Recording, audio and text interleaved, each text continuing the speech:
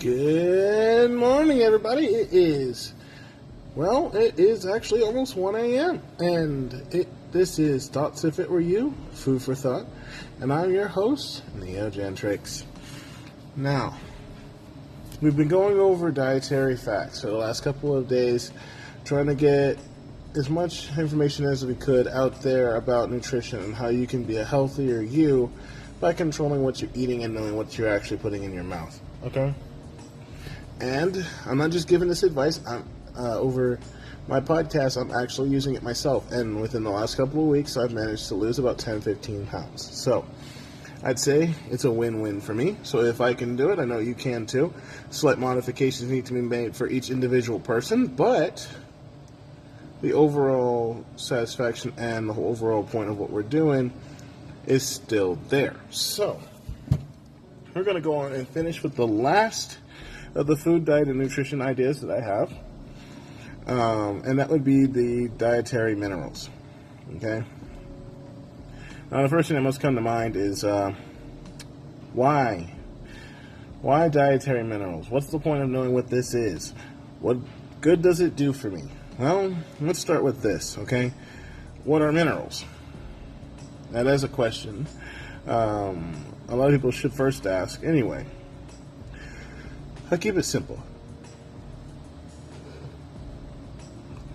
Minerals, they're naturally occurring elements and are therefore found on the periodical table of the elements. Okay? The body uses minerals for some important functions, and like I mentioned before, some are necessary for a healthy body and mind. And I have brought up a couple of these minerals already by talking about a couple of other stuff as well. Vitamins are made up of minerals. Okay? I'm going to give you a couple of foods that are going to be high in certain minerals.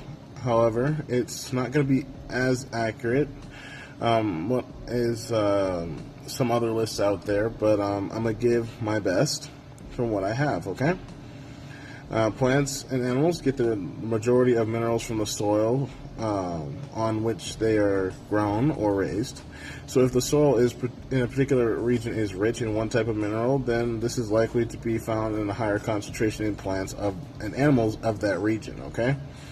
Most minerals require in tiny quantities, but they can still have a significant effect on health and well-being, even if it's just a little bit. All right? So, now that I got my intro out of the way, let's get started, shall we?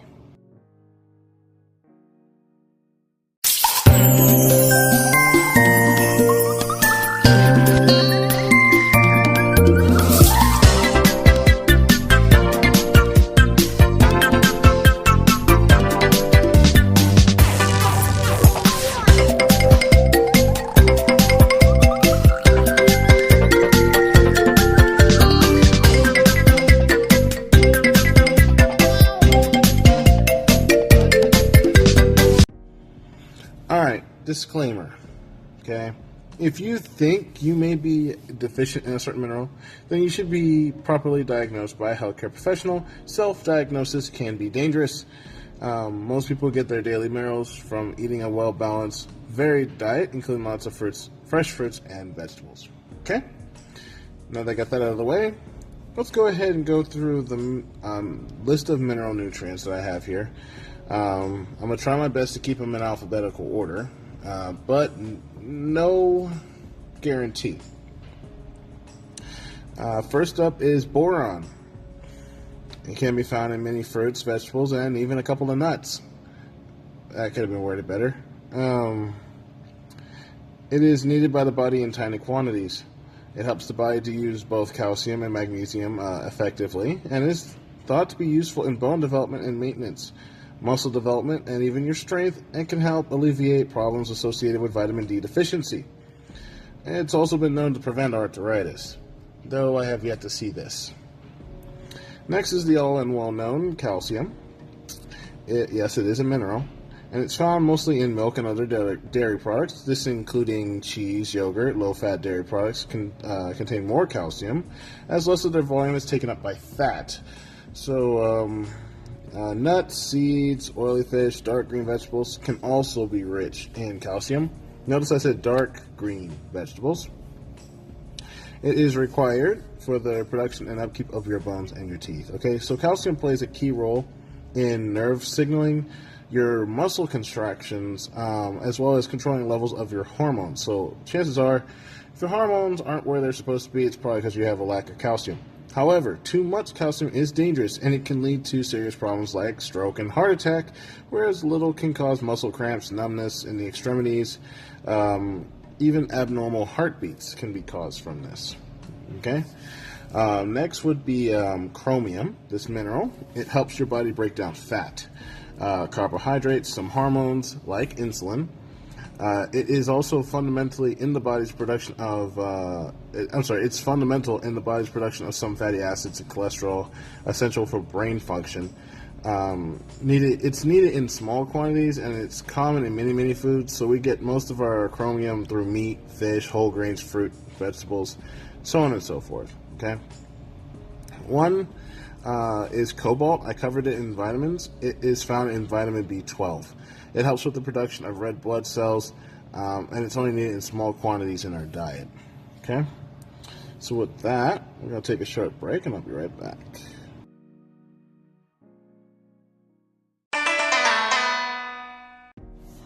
Okay, so it's still consolation that most of those are well known, but let's cover one that you may or not realize is a mineral that your body actually ingests. Copper. It is needed by the body to help make healthy hemoglobin. That is your red blood cells and the bones, believe it or not. It's also necessary for effective healing of wounds, as it helps the blood to clot. For coloring and pigmentation of hair, and even fertility for women who want to know why they can't be fertile. There is a correlation between copper and levels of certain fats in the blood, especially cholesterol. The more copper, the less cholesterol, and vice versa, so on and so forth. However, you should only increase your copper intake if you are told to by a healthcare professional, again, like I mentioned before, if that you're deficient. It is stored in tiny amounts in the body and therefore does not need to be replenished every single day. As well as from natural sources such as lamb, liver, oysters, nuts, cherries, whole grains, seeds, and many fruits. And vegetable traces of copper may be found in water supplies using copper pipes or transferred to the body via copper cooking implements and pans. So, while you may not know it or not, you are actually eating it, even though it's a metal used in a lot of other things, and it's also well known for conducting electricity. Next is fluoride. I'm going to go ahead and say this right now. It is good for the teeth, and it does help prevent and even reverse tooth decay, and it's found in many toothpastes and mouthwash products. However, it is not healthy for your body at all. It's only good for your teeth, and only your teeth, in small amounts. And I mean literally small amounts. You can get fluoride-free toothpaste if you're unsure if your toothpaste has too much of it. Okay? It has been added sometimes controversially to water supplies, mainly in the United States, Canada, Brazil, Australia, New Zealand, Philippines, and even parts of Europe, including the UK, Ireland, and Spain. It can be naturally present in water supplies in various levels, and sometimes water is treated to remove excess fluoride, but again, the fact of the matter is that it's in your water. People have speculated that adding fluorine to water would help cause health problems, cancer being a particular concern. However, apart from the discoloration of your teeth at high levels, there's been no evidence that fluoride is toxic. At least that's what they want you to believe. It is found naturally and added to fresh water, and it's present in many foods. The only downside is that, like I said before, too much of it is toxic. Okay? In small doses, it's harmless, but over time, it does build up.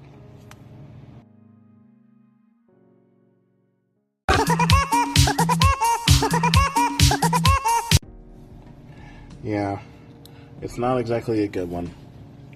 Next, let's talk about iodine. It helps in the production of your thyroid hormones.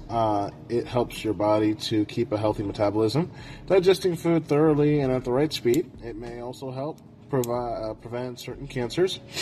Good sources of iodine include sea fish, other seafood, select cereals, grains, depending on the amount of natural occurring iodine in the soil where they were grown.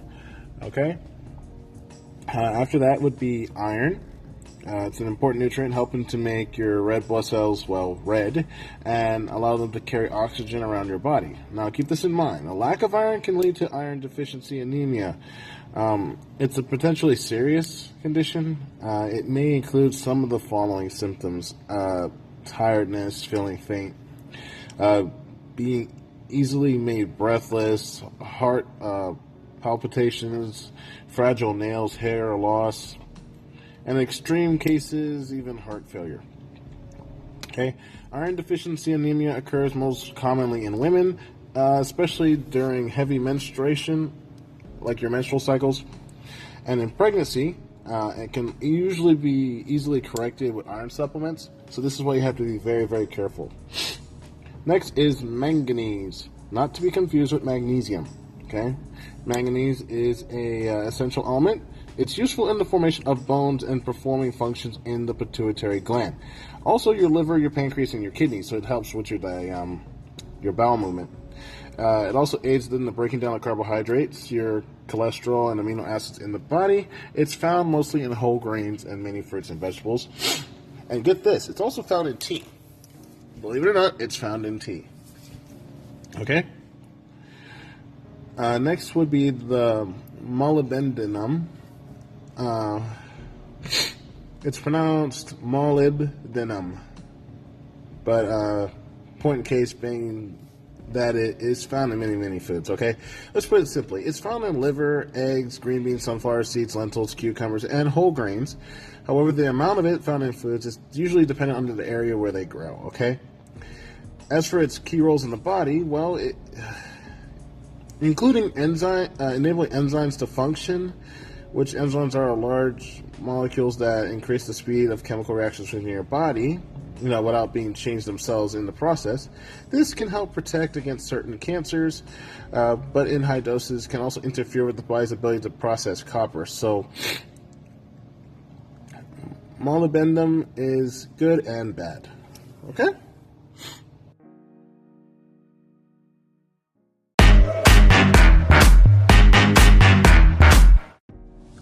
So, moving forward here, nickel.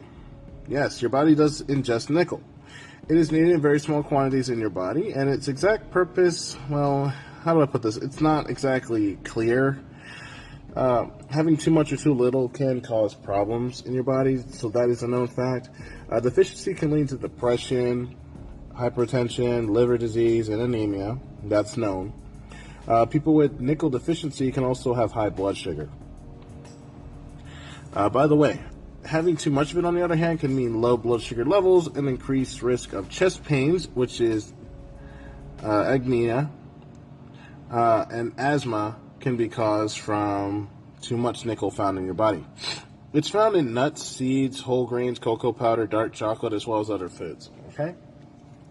Next is selenium. It's needed in very small amounts as part of our daily diet. It protects your body's cells from damage caused by oxidation. It helps to strengthen the immune system and support your thyroid's function for a healthy metabolism. It can also help keep your hair and nails looking fantastic, as they say. It occurs naturally in many foods. The levels of it in food are dependent on the natural occurring levels in the soil, therefore it varies by geographic location. This being said, Brazilian nuts are particularly high in selenium, but the element can also be found in some cereals, fish, meat, definitely shrimp. There's one for you. Tuna, salmon, mushrooms, and eggs. So eating one Brazilian nut a day as part of a healthy, balanced diet will keep your selenium levels topped up. Believe it or not, that's more than enough. Next would be silicon, and something you wouldn't really think you would eat, considering what it's used for. It's rarely written about in essential mineral lists, but it does have an important role that it plays in your body. It helps to make blood vessels, cartilage, tendons, and strong nails. It also helps the skin to remain flexible and avoid premature aging. Being the most abundant element in soil, it is present in many foods, especially whole grains, sugar, fresh herbs, salad greens, and cucumbers. Areas of hard drinking water may also be a good source. So, There's nothing wrong with that, but just please be careful of the water that you're drinking. Okay? We're going to take another short break here, and then we'll be back to finish up with the last 3 minerals.